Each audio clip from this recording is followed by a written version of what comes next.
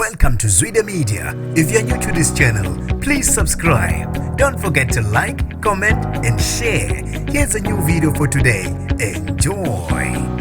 Namanje usakhathazekile uyise Owesilisa ezikwazene makede okwashona oyedwa ngesikhulu ihluku. Ngibingelele ngiphinde namukele kuphina kuphi lanibolo khona le video. Mongoqala usijonele likhasi wamulekele igama lami ngosibonga konke wakandanda Mothanda ungangibiza intatheli ka YouTube. Kube nzima nokukhuluma kuyise umadodana amabili okubikwa ukuthi enye ibhokote enye ngomese eSunny Park ngase Adams eThekwini izolo. Kuthi umufu beneminyaka engu19 ukwazwe umfowabo beneminyaka engu17 ngesikhathi ezasekuseni elungiselela ukuya esikoleni.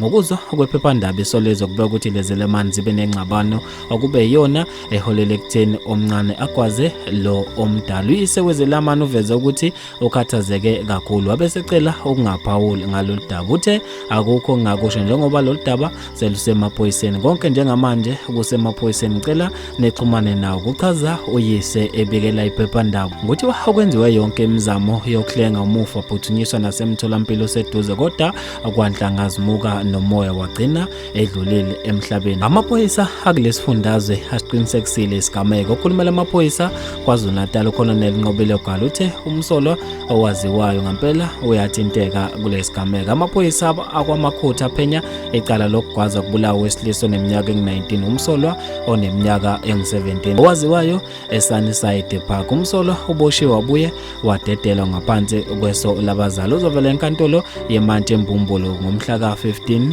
kuyona lenyanga. Uchaza uColonel Nqobile Gwala okhulumela amaphoyisa KwaZulu-Natal. Bafethu ngofisa mina ukuze ukubhala kweni ngalolu daba khona lapha kwi-comment section. Mina nje entathala YouTube sengiphuma kanje ngithi angibambe evidweni elandelayo.